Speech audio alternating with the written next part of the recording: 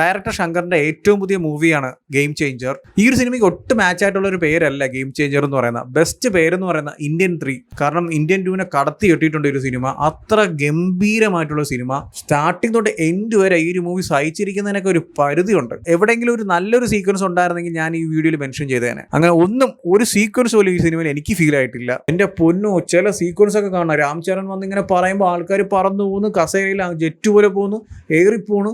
എന്തോന്നുടേ. Director ശങ്കറിനോട് ഒറ്റ കാര്യം പറയാനുള്ളൂ. ബസ് പിടിച്ചിട്ടാണെങ്കിലും ട്രെയിൻ പിടിച്ചിട്ടാണെങ്കിലും ഫ്ലൈറ്റ് പിടിച്ചിട്ടാണെങ്കിലും നടന്നിട്ടാണെങ്കിലും 2008 2025 വന്നേ പറ്റൂ. ഇപ്പോഴും പുള്ളിക്കാരൻ വിചാരിച്ചിരിക്കുന്നത് മറ്റേ 10 കോടി 20 കോടി ഒരു പാട്ടിനിറക്കി, പാട്ടെല്ലാം കളർഫുൾ ആക്കി, സിനിമ ഫുള്ള് മറ്റേ റിച്ച് ഫ്രെയിംസും കളറും കൊണ്ടൊക്കെ നിറച്ച ആൾക്കാരങ്ങ് ഇഷ്ടപ്പെടുന്നതാണ്. പണ്ട് അങ്ങനെ ഉണ്ടായിരുന്നു, ഇല്ലാന്ന് പറയുന്നില്ല. പണ്ടത്തെ മൂവീസിലൊക്കെ അത് എൻജോയ് ചെയ്ത ഒരു ഓഡിയൻസ് ഉണ്ട്. അല്ലെങ്കിൽ പുള്ളിക്കാരന്റെ മൂവി എന്ന് പറയുമ്പോൾ ഒരു ലെജൻഡറി ആയിട്ടുള്ള ഒരു മൂവിയാണ് എന്ന് ആ ഒരു മൈൻഡ് സെറ്റോടെ പോയി എൻജോയ് ചെയ്ത ആൾക്കാരും ഓഡിയൻസും മൂവീസും ഉണ്ട്. പക്ഷെ ആ ഒരു കാലം മാറി, ആ ഒരു ഓഡിയൻസിന്റെ ടേസ്റ്റ് മാറി, എല്ലാം മാറി. കാരണം ഇപ്പോഴത്തെ ഓഡിയൻസിന് വേണ്ടത് കണ്ടന്റ് ആണ്, അല്ലാതെ മറ്റേ 10 കോടി 20 കോടി 100 കോടി മുടക്കിയെന്നല്ല. കണ്ടന്റ് ബെസ്റ്റ് ആണോ, അത് നല്ലൊരു എക്സ്പീരിയൻസ് തരുന്നുണ്ടോ, അതാണ് അവർക്ക് വേണ്ടത്. അത് ആ മനുഷ്യൻ ആരെങ്കിലും ഒന്ന് പറഞ്ഞ് മനസ്സിലാക്കുക. ഡയറക്ടർ ശങ്കർ എന്ന് പറയുമ്പോൾ തന്നെ ആ ഒരു സിനിമയുടെ ലെവൽ എന്ന് പറയുന്നത് അറ്റ് ദ പീക്ക് ആയിരിക്കും.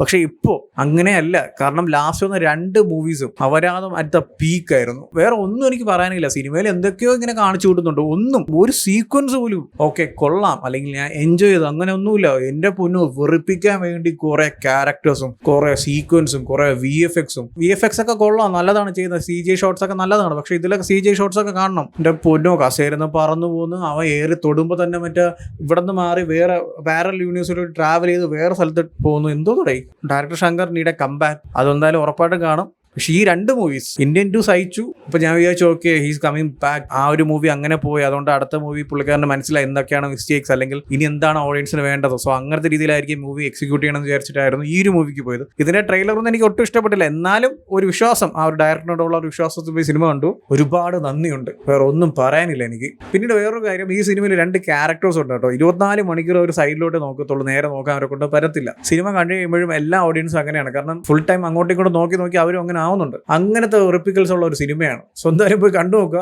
ഓൾറെഡി ഈ മൂവി കണ്ടവരാണെങ്കിൽ നിങ്ങളുടെ ഒപ്പീനിയൻസ് എന്താ വെച്ചാൽ കമന്റ് ചെയ്യൂ. വീഡിയോ ഇഷ്ടപ്പെട്ടാൽ ലൈക്ക് ചെയ്യൂ, ഷെയർ ചെയ്യൂ. ഇതുപോലത്തെ കൂടുതൽ വീഡിയോസിന് ആ ചാനൽ സബ്സ്ക്രൈബ് ചെയ്യൂ. Thank you so much.